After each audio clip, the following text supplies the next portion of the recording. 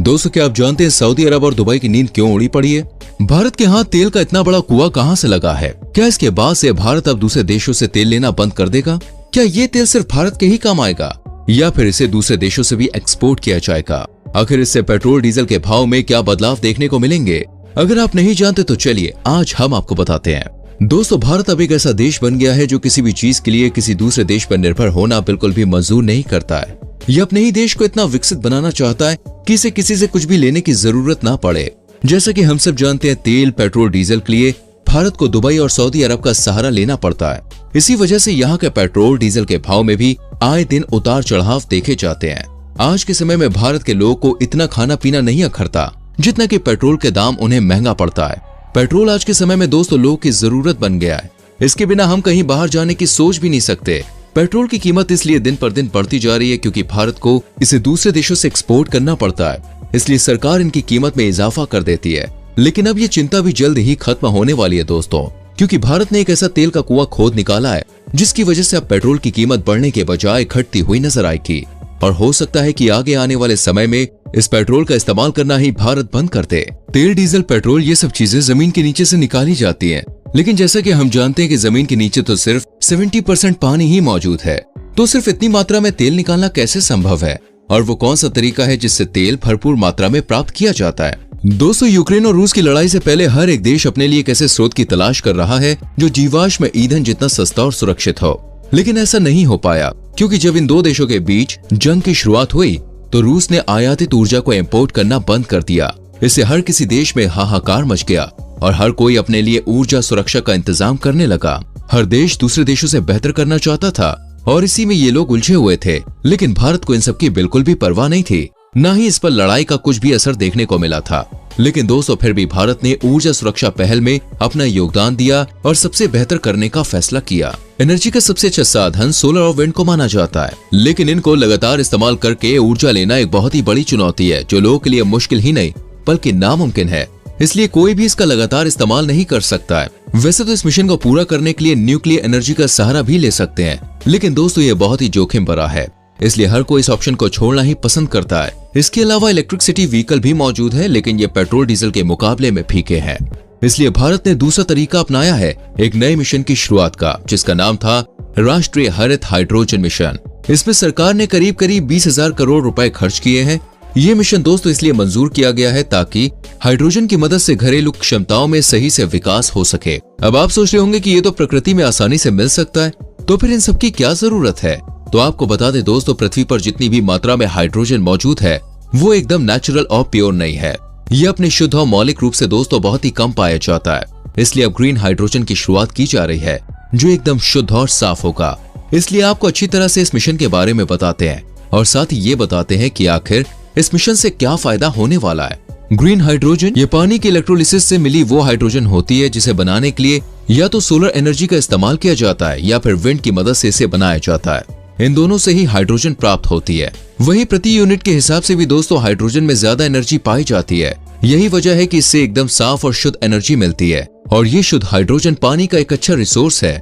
इसकी यही खासियत इसे स्टील उत्पादन और ट्रांसपोर्ट, फर्टिलाइजर, ऊर्जा गहन उद्योगों में लाभकारी साबित करती है। सिर्फ भारत ही नहीं बल्कि दोस्तों ऐसे बहुत से देश हैं जो इस ग्रीन हाइड्रोजन का सहारा ले रहे हैं ताकि कार्बन डाइऑक्साइड जैसी हानिकारक गैस से छुटकारा मिल सके और साथ ही वातावरण में भी कुछ सुधार हो सके, क्योंकि ग्रीन हाइड्रोजन को एक बहुत ही अच्छा रिसोर्स समझा जाता है।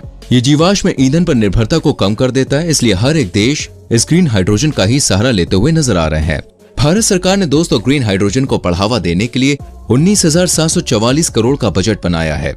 इस रकम में से करीब 17,490 करोड़ रुपए उत्पादन से जुड़ी हुई जो भी प्रोत्साहन योजनाएं उनके लिए और पायलट प्रोजेक्ट्स के लिए 1,466 करोड़ रुपए तय किए गए हैं। वहीं विकास और अनुसंधान के लिए भी 400 करोड़ रुपए और भी ऐसे ही दोस्तों मिशन के लिए 300 करोड़ रुपए लगाए गए हैं, जिससे भारत एक विकसित देश बन पाए और यहाँ पर किसी भी चीज की कोई परेशानी या कमी देखने को ना मिले। भारत सरकार ग्रीन हाइड्रोजन उत्पादन में इन्वेस्ट करने के लिए भी बहुत सपोर्ट कर रही है।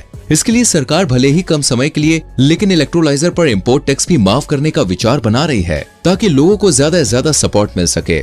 सरकार का कहना है कि हमने साल 2030 तक करीब 50 लाख टन ग्रीन हाइड्रोजन को पाने का टारगेट बनाया है, जिससे ज्यादा से ज्यादा ग्रीन हाइड्रोजन मिल सके। इस मिशन को देखते हुए 19,744 करोड़ रुपए की परमिशन भी दे दी गई। जिससे इस मिशन को पूरा करने में कोई भी रुकावट ना आए। इस सपोर्ट को देखते हुए वाराणसी और भी पास के बहुत से क्षेत्रों में विकास की किरण जलती हुई नजर आ रही है। वैसे क्या आप जानते हैं दोस्तों कि एक प्लांट से कितनी मात्रा में हाइड्रोजन बनाया जा सकता है? इसे जानकर आपके भी होश उड़ जाएंगे। अनुमान लगाया गया है कि एक प्लांट की मदद से हर साल में करीब 500 टन हाइड्रोजन आराम से बनाया जा सकता है। ऐसा बताया गया है कि पूर्वांचल में पायलट प्रोजेक्ट के रूप में और भी बहुत से प्लांट लगाए जा सकते हैं, जिससे यहाँ पर एक प्लांट से एक साल में करीब 500 टन हाइड्रोजन मिल सकता है। यहाँ पर खेती करने वाले किसान खेती के बचे अवशेषों की मदद से इन्हें कोऑपरेटिव बनाकर बड़ी मात्रा में हाइड्रोजन का उत्पादन आसानी से कर सकते हैं। वहीं सरकार का कहना है कि जो टेक्निकल प्रॉब्लम होगी या जिस भी तरह की इन्हें मदद की जरूरत होगी वो सारी जिम्मेदारी हमारी होगी। एक्सपर्ट्स ने बताया है कि पूर्वांचल में खेती के उत्पादन से हमें हाइड्रोजन के अधिक से अधिक उत्पादन करने का मौका मिला है। डॉक्टर प्रीतम ने बताया कि जहां आज तक खेती से हमारी रोज की जरूरतें पूरी होती थी, वहीं अब यह हाइड्रोजन बनाने में भी काफी मदद कर रहा है। इनका कहना है कि किसान खेती करने के बाद जो भी गन्ने के छिलके, गेहूं से निकली भूसी घास और भी जो कुछ वेस्ट मटेरियल होता था, पहले ये लोग उसे जला दिया करते थे, लेकिन अब ऐसा नहीं है। अब हम इन वेस्ट मटेरियल को हाइड्रोजन बनाने के लिए इस्तेमाल कर रहे हैं। इन सब की मदद से हमें शुद्ध और साफ हाइड्रोजन मिल रही है।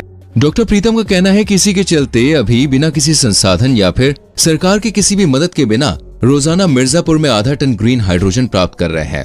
हर रोज 1 से 5 टन ग्रीन हाइड्रोजन बनाने वाले पायलट प्लांट का खर्च 100 करोड़ रुपए है। इस मिशन को देखते हुए बहुत सी बड़ी बड़ी कंपनियां भी अपना पैसा इसमें इन्वेस्ट कर रही हैं। साथ ही IT कंपनी भी ग्रीन हाइड्रोजन के शोध में लगी पड़ी है, जिससे आने वाले समय में लोगों को बहुत ज्यादा फायदा मिलेगा। वैज्ञानिक प्रीतम सिंह ने दावा किया है कि 1 लीटर पेट्रोल के बराबर एनर्जी का जो ग्रीन हाइड्रोजन होगा वो 25 रुपए कम में आपको मिल जाएगा।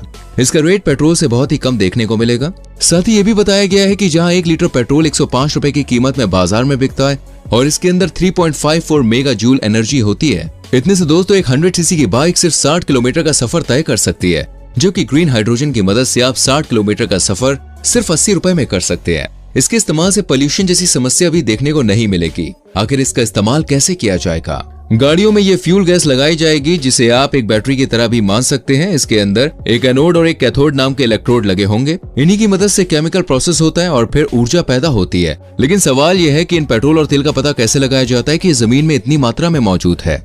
इसके लिए 200 फीट तक जमीन में बोरिंग करके एक बम डायनेमिक को डाला जाता है और जब ये फट जाता है और इसके 10 किलोमीटर के एरिया में भी इफेक्टेड हो जाता है, इसके बाद साइंटिस्ट इससे निकलने वाले सूक्ष्म तरंगों को फोन की मदद से रिकॉर्ड करके इनके बारे में पता लगाते हैं। इसके बाद सुपर कंप्यूटर की मदद से छानबीन के बाद पता लग जाता है कि कहां पर कितनी मात्रा में तेल है। इस तरह से ये लोग तेल को प्राप्त करते हैं। दोस्तों, आपको क्या लगता है कि ग्रीन हाइड्रोजन गैस के बाद पेट्रोल भारत में बिकेगा या फिर पूरी तरह से बंद हो जाएगा? कमेंट में लिखकर जरूर बताएं।